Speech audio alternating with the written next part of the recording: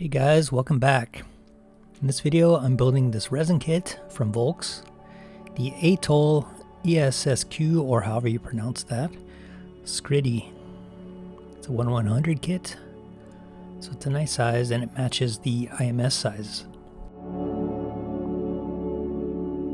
The side of the box shows a little color buildup, and let's see what's inside. Smell that resin. Volks kits seem to have a strong resin smell when you first open the box, and all of the ones I have do. So you get a parts list, and on the other side is a painting guide, full color, and it lists Mr. Color paints, so it should be pretty easy to get for most people. The other sheet is the instructions, and it's only 2 pages, so seems pretty simple, right?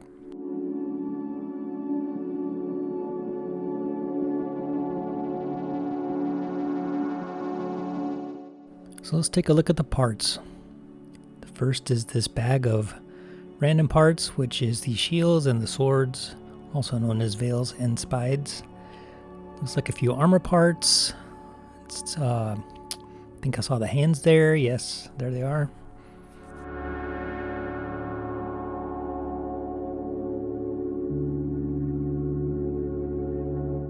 And under this protective bubble wrap, you see what looks like runners.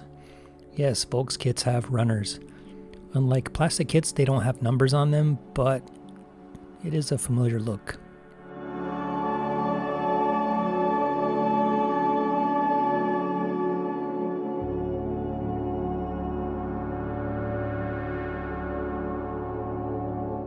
There are also some parts and bags attached to the runners that are loose.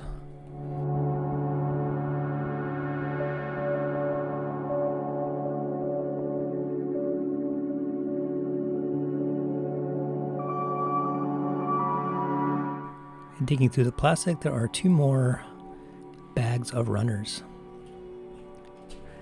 That's the feet. Got some armor bits here.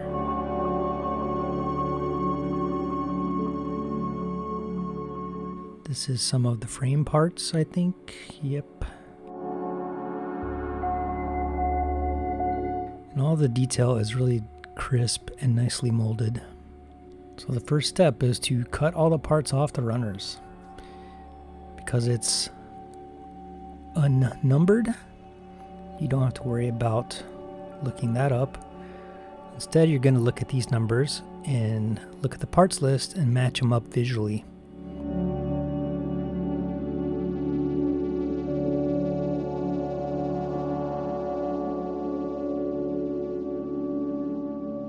So let's get started on the building. I have all the parts here. I've already washed them with resin wash, because resin does use mold release. That's an important step. I'm finding all the parts here to build the feet, and I'm using 2 containers, one to just move the parts that I don't need out of the way, and once I have all the parts, I'm just going to do a little test fitting. This one looks warped. I'm going to have to fix that with hot water. Once I find all my pieces, they have nubs like plastic kits that need to be cleaned up.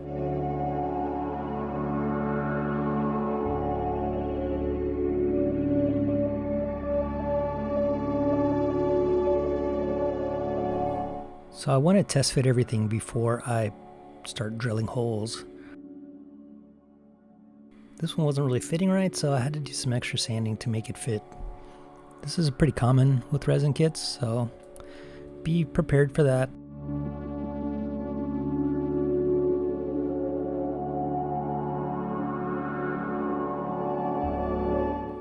Oftentimes things will look the same but be meant for different sides.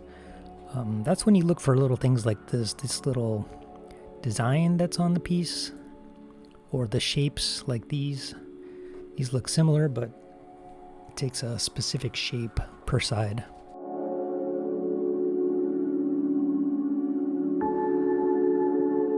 So I'm just removing some mold lines and the nub marks here, which is going to be on every piece. That's what takes the majority of the time when building one of these, I think.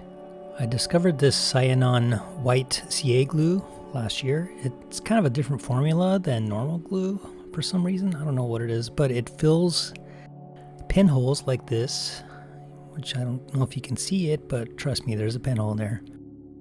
But the CA glue, it sands a little better than normal CA glue, and I'm not really sure why that is, but I'll be buying another bottle once this is out.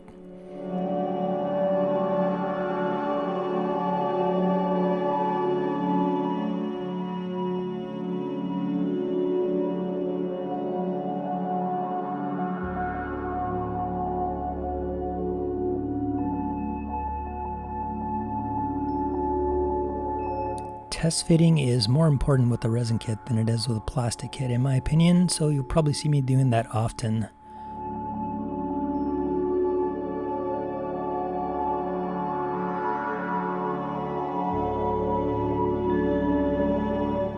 This is my flexi file. It's basically a flexible sandpaper, and I use it for round parts. And what it does is it keeps it from getting flattened if you were to use a sanding stick, for example.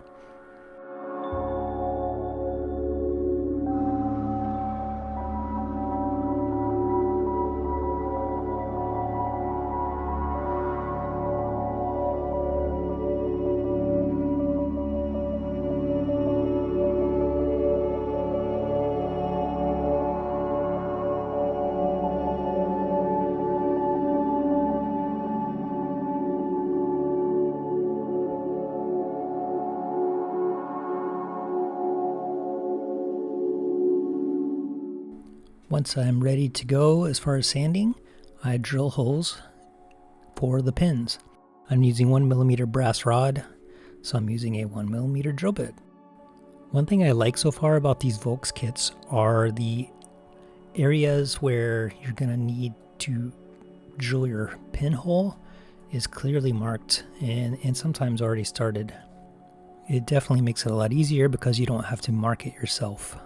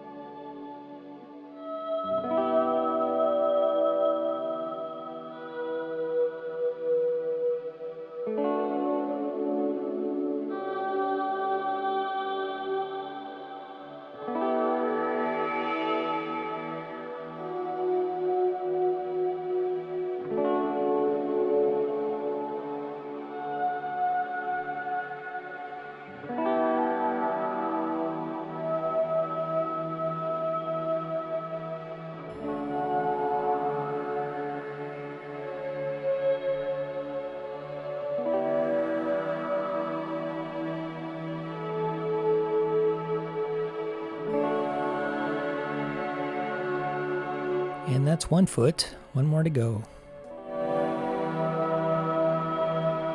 After the feet, I'm working on the legs.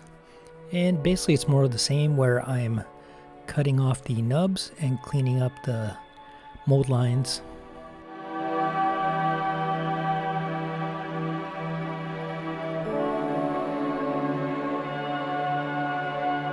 When you're doing this stage, also keep a lookout for stuff like pinholes or hidden mold lines.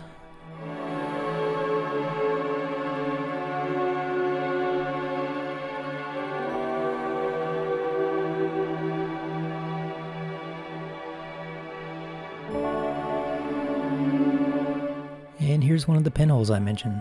I'm filling it with CA glue, so it's easy to sand. Nice and smooth. Volks kits are really nice. The quality is great, but even they can have some pinholes. Here's an example of a piece that has mold lines in kind of difficult to get to areas. It's underneath this overhanging piece, so I'm gonna have to use my hobby knife to scrape it away.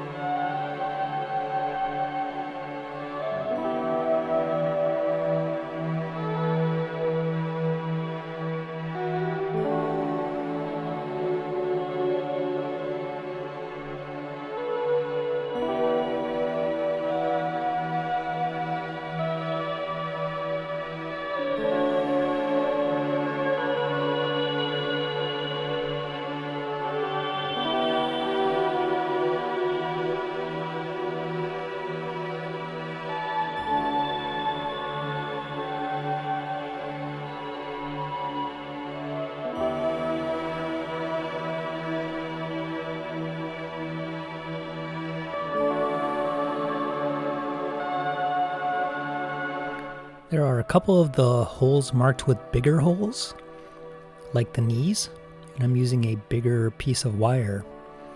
I don't have brass wire that fits, but I have some other wire that I have a giant spool of that I've probably had for at least 15 years.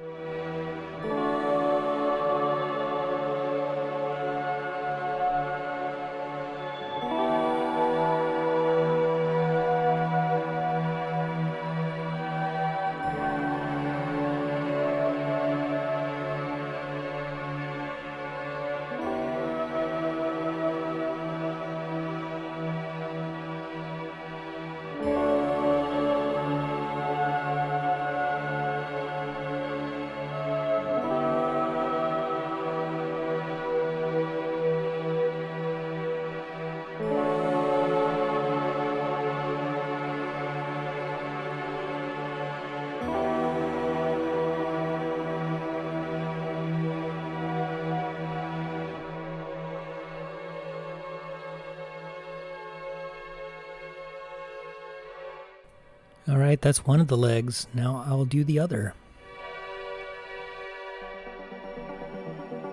After the legs, there are these armor parts that go on the hips.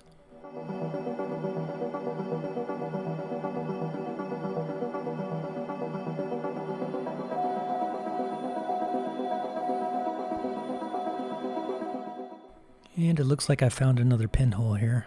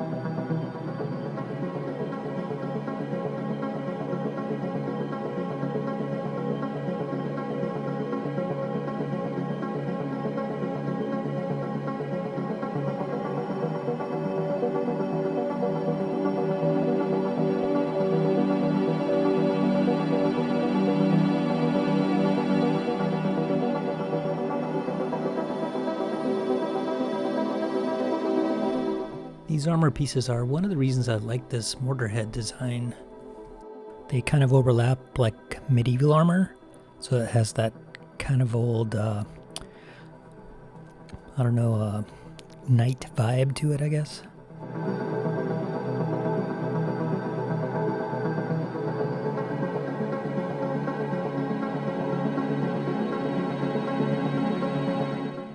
So as you just read, I lost some footage of the hips and waist being built, but it's pretty straightforward, not a huge loss, I think.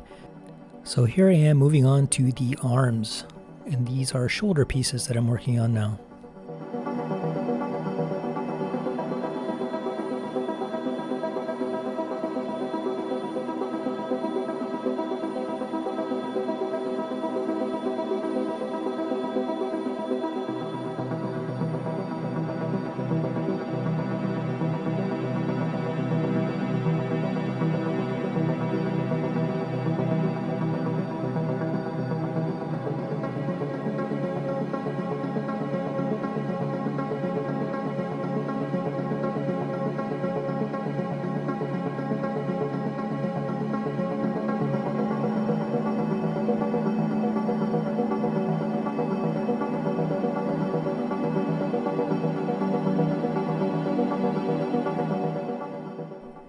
I accidentally drilled all the way through here, so I need to fix that with the super glue.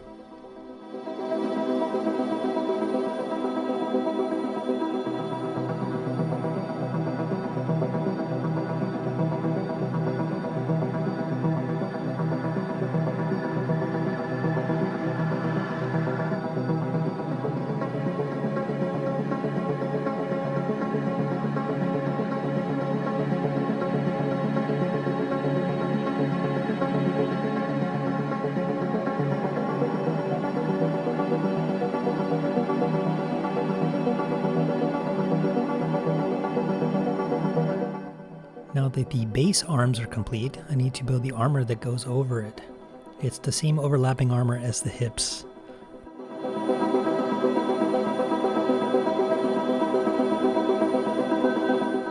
There are two different pieces for the forearm armors to choose from. One has a mount for the shields, and the other is plain. If you've ever seen the line art for this mortar, you'll see that it doesn't have the shields mounted. And that's the one I'm going to go with. But I am going to paint the shields anyway, just because I don't want to waste any parts from this kit because it's so expensive.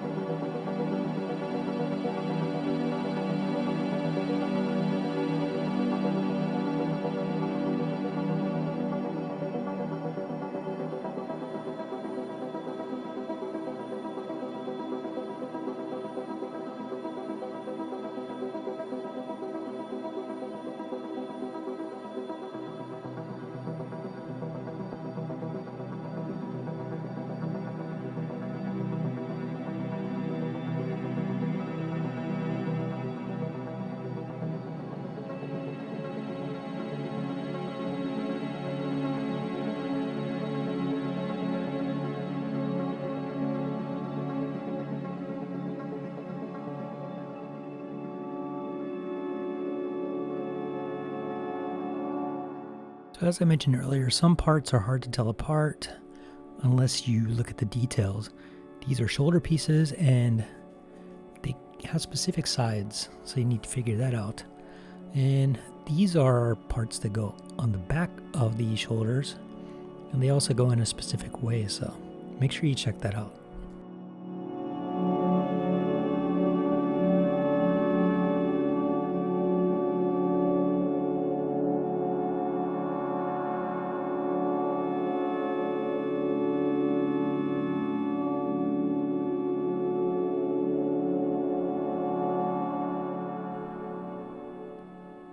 Yeah, I drilled all the way through again. And this is the shoulder piece, so it's going to be more visible. So I need to make sure I fix it properly.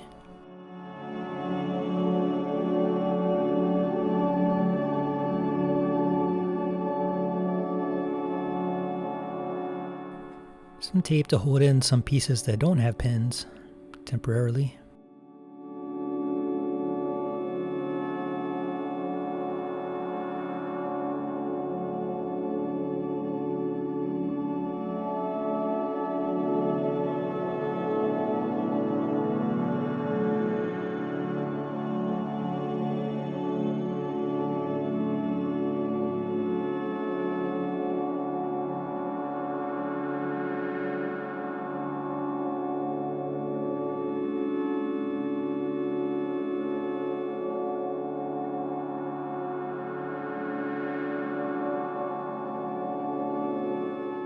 The shoulders really bulk up once you put the armor on.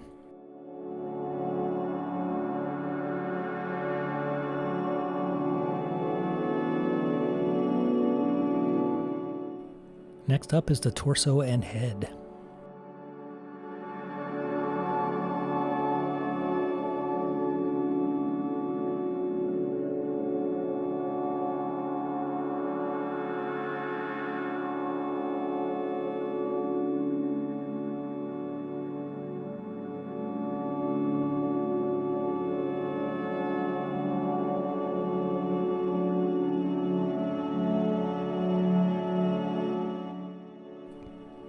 As you can see, everything's going together pretty smoothly. So once I get the head on, all that's left is the shields. Those consist of the shield itself plus 4 parts that are used for mounting the swords.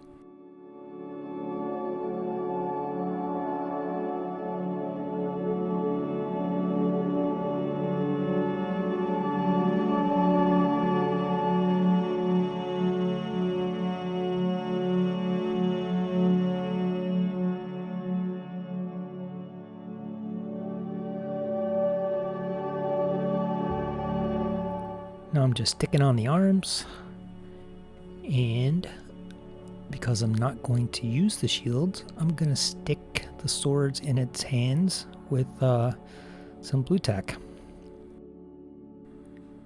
And that's it for the initial build-up. The next step is going to be a couple small modifications that I will talk about in the next video. Overall, I find these Volks resin kits to be pretty enjoyable to build. The detail is really crisp. There's not a lot of parts to deal with compared to a plastic kit. There will be more masking whenever painting comes along, but you know, that comes with the territory. I hope you'll come back for the next video, which is, as I mentioned, some modifications and the painting. And as always, thanks for watching.